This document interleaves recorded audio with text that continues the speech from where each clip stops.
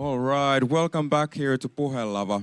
Our next discussion here will be on LGBTIQ plus rights. Today, queer rights are being visibly restricted around the world. The good progress made in the past is in danger of being reversed. I personally think that it's such an important topic, especially considering the recent political discourses in countries like United Kingdom and United States, where still in 2025, they are implementing very queerphobic and transphobic policies. The antigender movement has attacked especially the trans community and is threatening the safety of all queer individuals, communities, and societies all over the world. The next important discussion is brought to you by Kios, SETA, Amnesty International, and Väestöliitto. Now I will welcome to the stage Terry Munansangu, the founder of the Zambian Trans and Intersex Organization, Julia Ehrt, director of ILGA World and advocacy group for sexual and gender minority rights, and Julian Honkasalo, docent researching anti-equality and anti-equity movements. And this discussion will be moderated by Elina Korhonen, director of the international affairs at the Väestöliitto. Please welcome to the stage.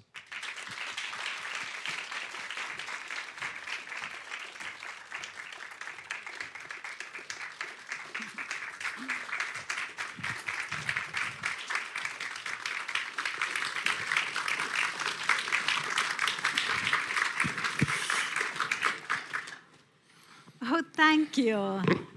Thank you for being so many of here. This really gives us hope. So many people who really don't stay silent when we are facing the backlash of human rights, especially LGBTIQ rights. Thank you. So I'm Elina Korhonen from Väestöliitto, and I couldn't be more proud to sit here with these three amazing individuals who all work tirelessly to advance and safeguard LGBTIQ rights.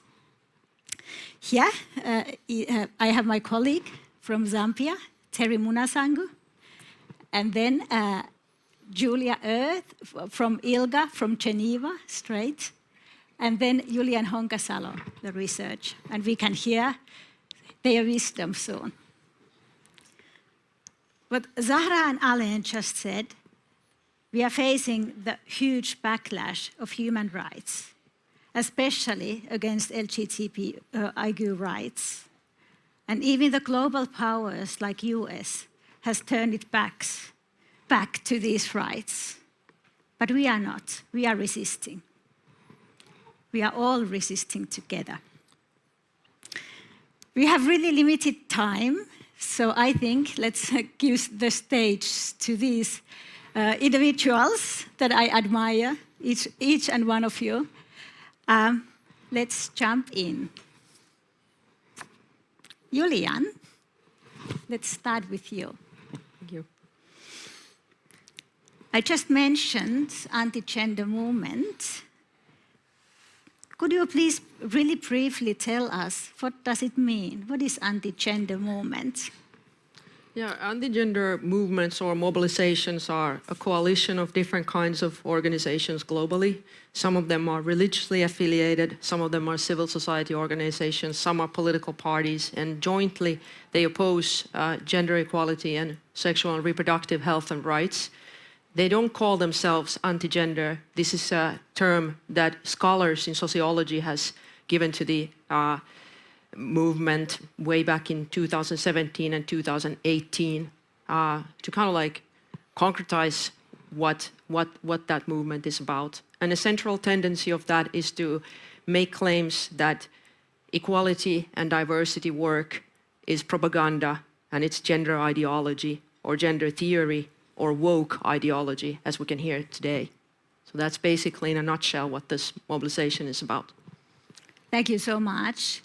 And Julia, you are the next one of my rapid questioning. So you are leading this huge global LGBTIQ movement as an executive director of ILGA World. We know that anti-gender movement is strong, well-funded, well-organized. But could you share us something that has given you strength during this week? Yes, with pleasure. And of course, I could speak about the activism all our members are doing. But what gave me strength and hope this week is actually the birthday of my daughter. She celebrated her 13th birthday yesterday with 8 of her friends. And her friends coming together from very, very different backgrounds. Some queer, some straight, single-parent families. Some of the children straight, some don't know, some are queer. One wearing a headscarf because she's a Muslim believer. And they all come together as friends celebrating. And that's what gives me hope, because that's, I think, what our future should look like. Coming together as human beings, celebrating across our differences and different beliefs and different upbringings and contexts. Happy birthday. Happy birthday to your daughter. And as you said, humanity is something that really connects us. Believe it or not, but there is so much more that connects us than that separates us as human beings. But then last but not least, Terry, my beloved colleague from Zambia that I have had pleasure to work with for years. We are so happy that you are here all the way from Lusaka. What has given you hope recently? Thanks, Elina. Despite the context of our country, we have a very hostile environment. What has given me hope is that we have a lot of visibility from the LGBTI communities. People are coming out, especially the young people. They are coming out visibly on social media and other platforms. And then also to add on to what has also given me hope is that some of the issues that the people that have come out in social media especially, the comments that people have written have been positive. It hasn't been like this for the past years. We've always received negative publicity and all, but some of the comments have been good, and if you compare to how the situation has been previously, there's been a shift. And then also, if you look at the sector, we've had a lot of allies that are in support of our movement. So it has given me a positive feeling about everything. I'm hoping for the best. Yeah. Thank you so much. I'm so happy to hear. But when we think about and talk about LGBTIQ rights and the influence of anti-gender movements, Julia, could I please ask you as the global leader who advocates the rights of the sexual and gender minorities, how does the global situation look like? Well, I suppose the global situation of LGBTI people is too complicated to answer that in 3 minutes. But let me give a shot. And let's start with something positive. Well, the LGBTI movement has made enormous, transformational change over the last 50 years. 50 years ago, a majority of countries in the world criminalized consensual same-sex activities among adults. Trans people were in no position to change name or gender in almost any country in the world. There was no protection for LGBTI people from discrimination in the law or from violence in the law. And intersex people were not even recognized within our own movement that we call LGBTI today. So that was 50 years ago. Today, 60 countries still criminalize, but that's not even half of the number of countries that criminalized 50 years ago. More than half of UN member states protect LGBTI people from discrimination in some way or form. An increasing number of countries allows trans people to change name and gender, some of them based on self-identification, and first countries are starting to protect intersex people, and in particular babies, from unnecessary operations and medical interventions. So those are social transformation on an almost unprecedented scale over the last 50 years. So that's where the good news ends. Because now I think we are at the pivotal moment where things are transforming for the worse. For the first time, we're seeing staunch regression in the law as well as how LGBTI people are treated in societies and how our issues are debated. Everyone, it's not a secret, one of the most, well, maybe the most powerful country in the world did a 180-degree turn in terms of their governments from being a staunch supporter of LGBTI rights and people globally to a strong and staunch opponent. And the US is not the only one, but of course that has a deep impact on how LGBTI issues are debated and how people are protected. We see a move to the right wing in Europe, which has, together with the US, tremendous detrimental effect on how LGBTI activism is supported financially in the world, in particular in global majority countries. So all of that comes at a moment where we actually are at the point where the LGBTI movement should be celebrating success that we've achieved, but now we kind of feel someone has removed the floor, and we're like, from a movement perspective, politically, financially, in free fall. The removal of resources from global majority countries means that LGBTI organizations close. It means LGBTI people suffer from a lack of protection, suffer from a lack of safe space, suffer from support of organizations that they can't afford to offer anymore, and they suffer from lack of access to healthcare on unprecedented scale, which means thousands, if not 10,000s of people, LGBTI people, are going to die because of this in unnecessary and at times preventable and brutal deaths in the next years. Oh, that gives me also, it's hard to speak after that, although I knew most of this part, but we can make a change. We are backlash of the backlash.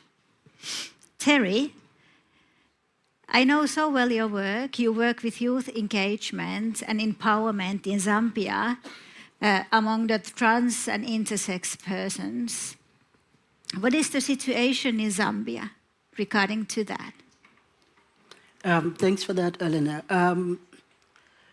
I must say, currently there's been a shift from how situations were like in the previous years.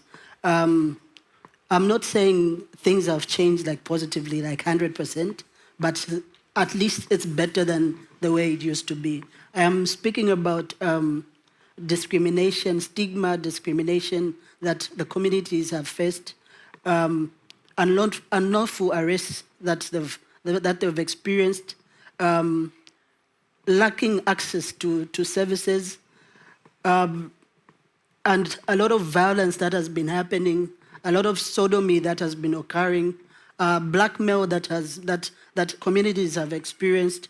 But through our interventions, through some of the engagements that we've done, through some of the work that we've done, some of these issues have lessened. We are glad that even have approval from the government for some of our communities to access health services, which is a very positive issue for us. This wouldn't have happened like 5 years ago, but because of the interventions, the kind of work that we've done, it has been a huge shift.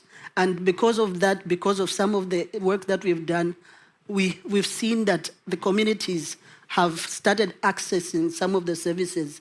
And then we've also seen that communities, through the civil participation that we've encouraged them, communities are able to vote. And from where I'm sitting right now, I wouldn't have an opportunity to have a platform like to speak like this when I'm back in Zambia. But for now, we've been given platforms where we could speak about our issues, and we are glad that some of those platforms have been given up to us. Though I must say, when it comes to legal issues, the law has been silent on trans and intersex persons. Though most of the sodomy, we have the sodomy law that applies mostly to gay men. Though because of the way everyone is clustered in the LGBTI umbrella, so whatever applies to the sodomy laws that apply to the gay men that I spoke about tends to be applied to some of the gender minorities that we have in Zambia. So it becomes a challenge, and we found ourselves in a situation where, let's say, a trans woman is being arrested for sodomy, and they are not represented well, and it takes a while for some of the movements to intervene in such kind of cases. I must say, situations are better handled when it's a gender minority as opposed to a sexual minority. So because of the way that the legal status has been throughout the past years. So I'm glad that we've had a shift, though we are still doing some work to advocate for more spaces in which the LGBTI persons can have visibility. Thank you so much, Terry. This is hard to hear, but you are not alone. You can look at all these people, we are all with you. And Julian, you are a researcher, and you are researching democracy and equality. Do you see anti-gender movement in Finland? Yeah, that's a good question. Like, what's the country-specific status of Finland and all this? Like, globally, Finland used to be a leader in equality. I mean, we've had a good reputation and a track record as a kind of ambassador with our former presidents and also Sanna Marin's government with female ministers. So I'd like to just point out that the anti-gender mobilization doesn't just target LGBTQI+ groups, but also women and women's reproductive health and rights and justice. And I think like 10 years ago, trans people weren't so much the target of this movement, and that's also been established in sociological research, whereas today, particularly trans people are on the some of the like agenda of these groups. And I think in Finland, the harshest kind of anti-gender targeting is minors, so teenagers who are gender non-conforming. And you can see it in the change and shift of rhetoric in Finland. So basically, you can see the global, from the perspective of like political science and political theory, you can see the global waves of far-right populist rhetorics and how disinformation is used to frame trans people in a very negative light. So in addition to, of course, the risk of physical violence and things that, for example, ILGA reports, we have a more sort of slow and silent suffocating of gender minorities through this kind of like framing and misrepresenting people. And then of course we see it also in the academia where I myself work, targeting of gender studies departments, again, as universities where apparently gender equality research is just propaganda, which is of course it's not. The culture changes and the climate of academic freedom is being targeted, freedom of speech in the university is being targeted. And basically every time when I myself as a trans person give a comment to media, I'm usually targeted online. So in Finland I would say that of course we see the mobilization here too, and one way to look at it is to look at the general tendencies of waves of far-right and right-wing populist rhetoric that has an impact on the way in which these kind of issues are framed in Finland. Whereas still maybe 8 or 10 years ago, people used to think that this is just a problem of the kind of small, very loud Christian conservative right and their targeting of the same-sex marriage institution. But that's definitely not the case today. So, and then of course, like Julia said and Terry, that what's happening in the US and Russia at the moment, it has an impact on Finland and this kind of like bystanding, people watch by, but then we've had progress too. We had trans legislation, like the Trans Act was reformed recently after years and years of different kind of coalitional work with civil society organizations and NGOs and politicians. So there's definitely also, you can see a shift of broader coalitions between different kinds of groups. And then finally, I'd like to say again that in Finland, one extremely serious problem that we have is domestic violence against women, our statistics in this country. And then just a general, I think you can see the general discussion of how, for example, media discussions or general discussions about violence against women is addressed, and studies have also been done. So of course the anti-gender movement is also targeting women's reproductive health and rights and justice, and violence is one aspect of that. Thank you so much, Julian. This is really alarming, the place that we are at this stage of the history. Because we have really limited time, I would give you a rapid round. After all this knowledge, what we just learned, could you please share each one concrete action any one of us can do, starting today, starting from now, to support LGBTIQ rights and push back against anti-gender movement? And let's start with Julian. Thank you. I think one thing that we can all do is to use, wherever it's possible, our freedom of speech and to speak up. Don't stop speaking if you're in a position that you can speak. If you witness that a trans person or somebody else is being a target of hate, then stand up for them if you can. If you can't do that, then do something that's maybe not visible on social media. There's different kinds of ways of organizing. For example, LGBT organizations are now suffering from the lack of funding because private corporations are pulling out because of the Trump administration's attack on DEI.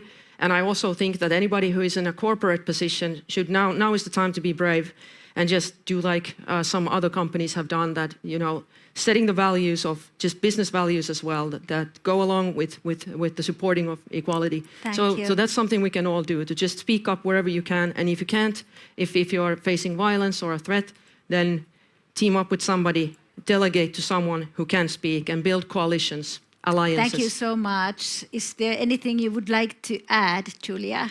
100%. One thing is not enough, there's not a match to the task at hand, so I have 3 for you. Number 1, become a member and supporter of your local LGBTI organization here in Finland. Number 2, if you have disposable income, support LGBTI organizations in global majority countries financially. And number 3, do not stay silent if you see racism, misogyny, or anti-LGBTI narratives within your own circle, but speak out of them, because change does not only happen in New York, in Brussels, or in Helsinki, but it happens on the ground in everyone's circle. So do not be quiet if you see things like that, but speak out. And then about Terry, please, really shortly, one action.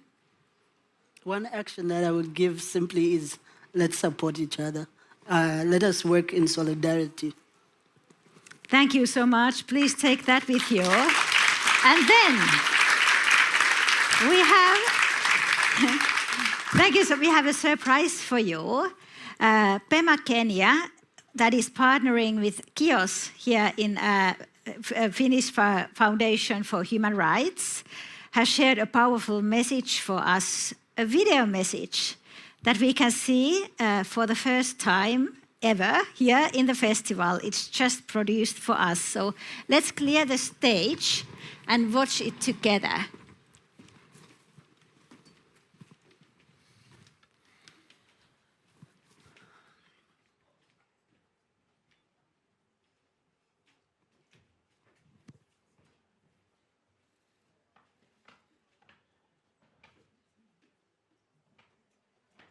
My name is Rasjas Levin, a transgender woman living in Mombasa, Kenya. My name is Ishmael Bahati. I'm the executive director of Pema Kenya. I work for this organization that promotes the inclusivity for the LGBT community to be assimilated in the larger community as part and parcel of the community. Disinformation and misinformation in the digital media, which has really heightened gender-based violence against LGBTQI folks, especially the trans community. Participate in lobbying and standing in solidarities with the LGBT persons who are in distress or who are being discriminated against on the basis of their sexuality. People can push for constructive reforms in policies and laws, and as well continue engage with the uninformed parties to uphold the social justice for the LGBTQI folks. Activism and advocating for the LGBT persons is expensive and also takes a lot of commitment. And therefore, personally, I would urge people that are willing to support the LGBT work to get involved. The willingness to unlearn the mental schemas that they have been brought up in, and as well understand the cause of defending LGBTQI human rights with an intent, not from the prism of social political correctness, but from the prism of we are also humans and we need dignity.